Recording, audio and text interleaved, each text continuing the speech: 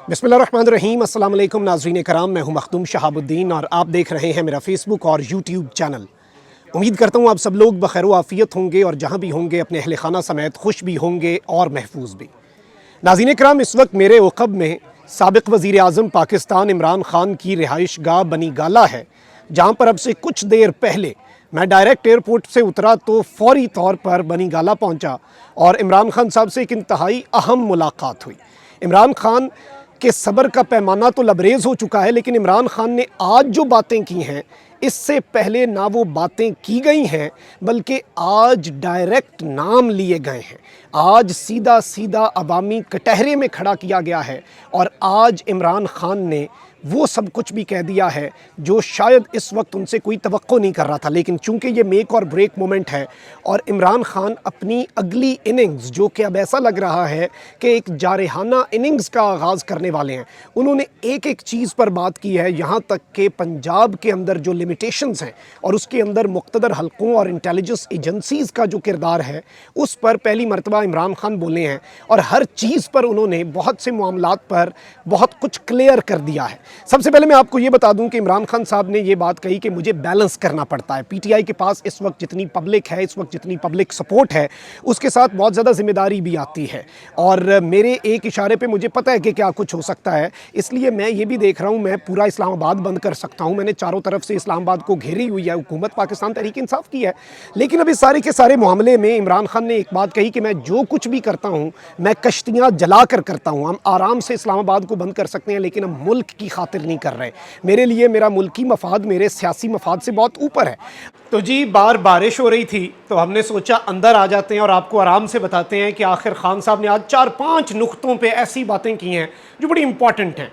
एक तो इमरान खान साहब ने आर्मी चीफ की तैनाती के हवाले से, जो मेरे नज़दीक सबसे इंपॉर्टेंट है। दूसरा, मुक़्तदर हलकों और उनकी इन्वॉल्वमेंट के हवाले से, और जितना तशद्दुद हुआ उसका डायरेक्ट इल्ज़ाम पाकिस्तान की खुफिया एजेंसीज़ के हवाले से खान साहब ने आज दे दिया है। और ऐसा लग रहा है कि इमरान खान साहब के जो सब्र का पैमाना है वो लबरेज़ हो चुका है। इस सब के अंदर कुछ और चीज़ें भी हैं। नवाज शरीफ की तरफ से जो पैगामात आते हैं कि अब ये वक्त है सिविलियन सुपरमेसी का, एक हो जाते हैं, यही वक्त है मुक़्तदर हलकों को माइनस करने का, उस पर भी खान साहब ने बड़ी तफसीली गुफ्तगू की। अच्छा, अब यहाँ पर मैं आपको ये बता दूँ कि इमरान खान साहब ने बड़े तल्ख सवालों के जवाब भी दिए और उन्होंने हर चीज़ पर, जब उनसे पूछा गया कि आपके दौर में सहाफ़ी ऑफेयर होते थे, आपके दौर के अंदर सहाफ़ियों पर तशद्दुद होता था, आपके दौर के अंदर सहाफ़ी मुल्क से चले जाते थे, खान साहब ने कहा कि मैंने पाबंदी लगवाई है। खान साहब ने कहा कि मैंने उन पर तशद्दुद करवाया है, आपको नहीं पता किसने करवाया है। और ये एक बड़ा क्लियर इंडिकेटर था कि इमरान खान साहब उन तमाम तर चीज़ों की, और वो कह रहे हैं कि मैंने तो मतीउल्लाह जान की भी फौरी ऑर्डर्स जारी किए, वो तूर के भी फौरी ऑर्डर्स जारी किए। अब यहाँ पर जो मामला बन चुका है नाज़रीन कराम, आर्मी चीफ की तैनाती का सवाल हुआ कि जिस तरह से सुप्रीम कोर्ट ऑफ पाकिस्तान का होता है मामला, और उस मामले के अंदर सुप्रीम कोर्ट का जो चीफ जस्टिस है वो ऑटोमेटिकली जो सीनियर मोस्ट होता है वो लग जाता है। तो खान साहब से सवाल हुआ कि आप क्या ऐसा सिस्टम नहीं चाहते कि हर 3 साल बाद ये जो रोला पड़ जाता है अपनी मर्जी का आर्मी चीफ फलाना बने फलाना ना बने, इस पर आप क्या कहते हैं? तो खान साहब ने एक बड़ी बारीक बात की। उन्होंने कहा बिल्कुल एक ऐसा सिस्टम बन जाए जिसमें मेरिट पर फैसला हो। अब उन्होंने सीनियरिटी की बात नहीं की, लेकिन मेरिट की बात की है कि कुछ फैक्टर ज़रूर हों, सिर्फ ज़ाती पसंद नापसंद ना हो। अब इस सब के अलावा खान साहब से जब सवाल पूछा गया कि कहीं आपकी जो 3.5 साल की सबसे बड़ी गलती, क्योंकि कल का दिन जो है, कल का दिन ऐसा था, 3 साल पहले खान साहब ने कल के दिन 19 अगस्त को एक साइन किए थे पेपर पर, जिसकी वजह से सिपा सालार को एक्सटेंशन मिली थी। तो उनसे पूछा गया कि आज कहीं आपको ये रियलाइज़ तो नहीं होता कि ये आपकी सबसे बड़ी गलती थी? तो खान साहब के हवाले से वही बात है कि हम भी वहीं मौजूद थे, हमसे भी सब पूछा किए, हम चुप रहे, हम हंस दिए, मंजूर था पर्दा तेरा। तो खान साहब उस पर चुप रहे और उन्होंने कहा कि इसका जवाब मैं फिर कभी दूंगा। और इससे पहले खान साहब कह चुके हैं कि मेरी बतौर वज़ीर आज़म 2 बड़ी गलतियां थीं। एक चेयरमैन ये जो चीफ इलेक्शन कमिश्नर है इसकी तैनाती, और दूसरी मैं नहीं बताऊंगा। तो ऑब्वियसली खान साहब ने बता दिया है ना बताकर भी कि वो इस मामले पर क्या सोचते हैं। अब यहाँ पर शहबाज गिल साहब के हवाले से भी बात हुई और ये भी हुआ कि आप फिर क्यों नहीं इक़दामात कर रहे, पंजाब में आपकी हुकूमत है तो आप कुछ करते हुए नज़र नहीं आ रहे, हाथ पे हाथ धरे हुए हैं। और इसमें ऑब्वियसली चौधरीज़ जो हैं उनके साथ खान साहब की एक रिफ्ट की जो एक कॉन्स्पिरेसी चलाई जा रही है वो भी अपनी जगह है। खान साहब ने इस मामले के अंदर बड़ी अहम बात की। नाज़रीन इकराम, खान साहब ने کہا کہ دیکھیں اس سب کے اندر صرف حکومت کا تعلق نہیں ہوتا، اور بہت سی چیزیں بھی ہیں. اور انہوں نے کہا کہ لاہور میں، پنجاب میں جن افسران نے تشدد کیا تھا ان کی پوسٹنگ اور ٹرانسفر چڑیا گھر والے روک رہے ہیں. چڑیا گھر والے کون ہیں اس پر آتے ہیں. چڑیا گھر والے روک رہے ہیں تو یہ واضح اشارہ ہے کہ اگر تشدد کرنے والوں کو کوئی بچا رہا ہے تو شاید انہیں تشدد کا آرڈر بھی اسی کی طرف سے دیا گیا ہو. جس طرح سے اسلام آباد میں خان صاحب نے خود اس کی وضاحت بھی کر دی، جس طرح سے اسلام آباد میں دفتر پارا میں ہے پاکستان کی ایجنسی کا، اسی طرح سے لاہور کے اندر دفتر ہے جی چڑیا گھر میں، چڑیا گھر کے قریب. تو خان صاحب نے اس کی طرف بڑا واضح اور بڑا کلیئر انڈیکیٹر بھی دیا ہے. اچھا، اب اس کے ساتھ ہی ساتھ عمران خان صاحب نے یہ ایک ایسی بات کی ہے، میں یہ سمجھتا ہوں، اور عمران خان صاحب نے آئندہ کا لائے عمل، ان کا راستہ روکا گیا تو وہ کیا کریں گے، یہ ساری چیزیں کچھ پتے عمران خان صاحب نے اپنے بالکل سینے سے لگا کے رکھے ہوئے ہیں. اور اس کھیل کے اندر عمران خان صاحب اپنے پلانز جو ہیں اوبویسلی پبلک کرنے بنتے بھی نہیں ہیں، اور بہت سی چیزیں ہیں جو ہم تک بھی پہنچتی ہیں پاکستان تحریک انصاف کے جو کلوز سرکلز ہیں ان کی طرف سے، لیکن اوبویسلی بہت سی چیزیں نہیں بتانے والی ہوتی، صرف اپنی انڈرسٹینڈنگ کے لیے بھی ہوتی ہیں، لیکن اس کی بیس پر ہم اپنا ایک تجزیہ اور اپنا جو تبصرہ ہے وہ ضرور فارم کر سکتے ہیں. اب یہاں پر ناظرین کرام کچھ اور چیزیں بھی آپ نے سمجھ لینی ہیں. عمران خان صاحب نے یہ جو ایک سویلین سپرمیسی کا بیانیہ کہ جی زرداری بھی یہ بات کرتا تھا، نواز شریف بھی یہ بات کرتا تھا، آج تو آپ بھی یہ بات کر رہے ہیں، تو اس کے اوپر عمران خان صاحب نے بڑی واضح ایک بات کر دیا ہے کہ میں ان چوروں کے ساتھ تو نہیں بیٹھوں گا. اور جو مقتدر حلقوں کے ساتھ تعلقات ہیں ان کے حوالے سے بھی بات کی.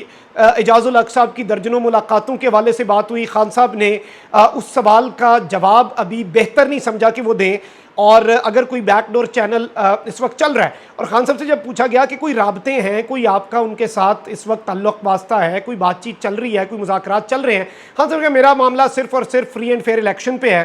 اور ایک اور سوال جس کا خان صاحب نے جواب ابھی نہیں دیا، کیونکہ عمران خان صاحب بہت دیکھ بھال کر اور صحیح وقت کا، جسے آپ کہتے ہیں کہ تیر نشانے پر لگانا، عمران خان صاحب اس وقت اس کی مصداق اپنا پورا معاملہ لے کر چل رہے ہیں.